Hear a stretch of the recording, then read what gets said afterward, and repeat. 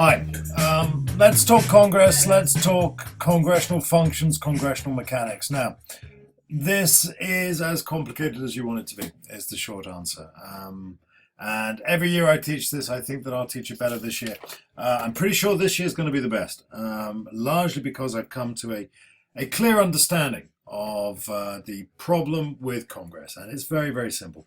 Congress is designed not to pass legislation. And if you covered it from a British point of view, where you assume that the job of government is to legislate at will, and the job of Parliament is to expedite that, then you're going to be very, very confused and probably a little bit disappointed. But anyway, let's push on and let's have a look at Congress. So, as far as you're concerned, Congress has got three principal functions, and those are legislation, oversight / scrutiny, representation. The functions of Congress can be spread up between the symmetrical ones and the asymmetrical ones. Legislation and spending is symmetrical. Both of them are involved in legislative and spending process to essentially an equal extent. However, you do need to know that money bills must originate in the House of Representatives. So anything to do with the raising or the spending of cash starts in the House of Representatives. Otherwise, the houses are, as far as you're concerned, certainly indistinguishable in terms of their legislative role. Both houses must pass a bill in identical form before it goes on to the president for his signature. Constitutional amendment, that of course involves both houses, both houses and their supermajorities, and the same with the overriding of the presidential veto, another supermajority. Declaration of war, again, both houses, and oversight of the executive is something that is shared between the House and the Senate. As is impeachment, but again, it's different. The House decides if there is a case, and if there is a case to answer, then it goes to the Senate, and the Senate actually try the case. Advice and consent. Now, this is essentially a Senate operation. It's the Senate that approves appointments. It's the Senate that approves treaties. And the House of Representatives just don't get in on that at all. So, again, symmetrical, asymmetrical, you need to know which is which. And of course, all of that contributes to making sure that the Senate is the most senior house. We're going to spend a lot of time looking at the legislative issues, and there are classes of problems that associate with them. But again, the key thing is Congress is designed not to pass legislation. It's a bicameral process. A bill has to go through both houses, and the process itself is incredibly extended and complicated. And there's no way for one house to impose its will on the other. There's no Parliament Act, and the presidential veto just gets in and says, no matter how hard Congress have tried, the president could still come along and spike it. And then in terms of organizing operations, it's heavily decentralized, and the parties are becoming increasingly partisan. They're less inclined to work together. Then you've got the issue of the constant campaign and the role of special interest groups, and then just to top it all off, we've got the filibuster. So huge issues there. And all of them contribute to make sure that Congress could not pass the Pour Water on Congress Act, even if Congress were on fire. Looking at that in a little bit more detail, we have that idea that neither house can impose its will on the other. We've got these multiple veto gates. We've got partisanship, the sense in which people just refuse to cooperate with each other. And then we've got this idea of autonomous representation, in that congressmen themselves are resistant to centralized leadership, which may seem a bit odd if the parties are entirely unified. How can it be that if the parties are unified, that they're still resistant to centralized leadership? Well, you have my sympathy. But we will try to explain that. Let's start by looking at the legislative process. And this is one way of looking at it. As far as I'm concerned, that's too straightforward. It looks much more like this.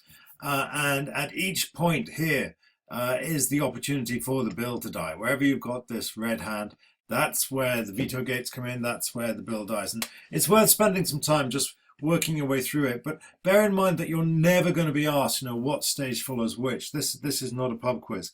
You simply need to know that this process is really where bills come to die. The chances of a bill getting through this at the best of times are few and far between. The chances of a bill getting through it in the current incredibly partisan climate are as good as nothing. And so we have got the quintessential do-nothing Congress. The do-nothing Congress was originally perceived to be, I think it was the 47 Congress. Anyway, we've gone beyond that. We have got the least productive legislature in history. And the issue is, well, why does that matter? And the short answer is that it doesn't really matter, except that people expect Congress to be able to legislate. The vast majority of bills that Americans have to deal with are their state legislatures. It's the state legislature that decides how life changes around the state, by and large. The wider Congress is not really supposed to do much, and in fact, it should only really be able to pass the bills that the country really needs. And it's hard to see really which bills the country really needs, and so they have to get through this tortuous process. And the theory is that if they can get through this process, then obviously these bills really are needed. Anyway, I'm kind of getting dragged into weeds there, but let's look at it this way. Why do so few of these bills become law? Well, simply because the system is designed to prevent bad laws being passed, and let's face it, most laws that are passed are bad. So here are the opportunities where you could kill the bill. First of all, the Speaker. The Speaker in the House, he is responsible for deciding which committee should look at a bill, and if he decides not to decides not to give a bill to committee, then that's it. It doesn't even get to the starting gate. The next thing is the Rules Committee. That basically is in charge of so House of Representatives timetabling. If that doesn't afford the bill sufficient time, then the bill dies.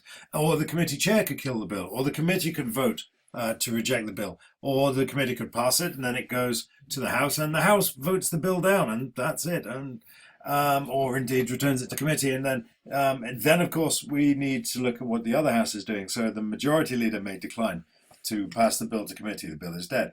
The committee chair tables the bill or kills the bill. The committee votes to reject the bill. The Senate returns. Yeah, I think you can see where I'm getting here. Now, there's a little thing here that we don't have in the House, and that's the filibuster, and that deserves a title all of its own. But essentially, that is talking a bill to death. And the only way you can stop a filibuster is by getting 60% of the votes. 60% of the votes required to tell somebody to shut up and sit down. If you haven't got 60% of the votes, then these guys can and will talk indefinitely. And that's a filibuster. And actually, the threat of the filibuster is so great that you don't even need to do the talking. Sometimes you can just threaten a filibuster and everybody will back down. And that was certainly why Obamacare ran into such incredibly difficult waters. Now, we'll talk about these in class, but what we really need to understand is that for a bill to get through this, there needs to be a huge amount of compromise and coordination and cooperation. And we tend not to see that, and we certainly are not seeing that at the moment, largely because the committee structure has been changed dramatically. And so the committee chairman, who used to oversee the process of coordination and compromise and cooperation, refuse to do so or find it very difficult to do so now. So the compromise, cooperation and coordination required to get the bill through this incredible minefield simply isn't forthcoming at a time of partisan politics and underpowered committee chairs. I don't really want to say much more about that at this stage because this issue is incredibly complicated. What I'm going to do instead is I'm going to point you towards these various resources. Now, I know you guys sometimes think John Green talks too fast, and in this particular presentation, he does talk incredibly fast, but it is extremely good. What he says is extraordinarily good. And that's certainly something you should come to last once you've been through all of these. To be honest, the crash course on Congress is really superb. It's better than anything I can do. Although I have had a pop at congressional structures there. This is the traditional I'm just a bill schoolhouse rock thing. This is a detailed presentation from me on the passage of Obamacare, and we're going to go through this in great detail, so you really should have a look at that. That will help you understand the American legislative process. And then when you've been through all of that, come back, have another look at John Green, and see if he can help you. This is a very short storify on understanding the American legislative process by virtue of an Indiana Jones Raiders of the Lost Ark metaphor. This is a little thing about congressional scrutiny, which is not something that comes up very often, but it is worth knowing. Rather like legislating, Congress is spectacularly bad at it. And so if you think that our system in the UK of congressional, parliamentary scrutiny is bad. Just wait till you see this. A little bit here on committee chairs. I'm kind of rushing ahead there because we've got a whole section coming up on committees. And something here again about how laws get passed with horses, logs, and pork. And that's it. I really want to go into all of this in much more detail, but you're going to have to do a little bit of donkey work on these particular subjects. And then once you've done that, I look forward to talking to you. There's lots to discuss here. I'll speak to you soon. Bye now.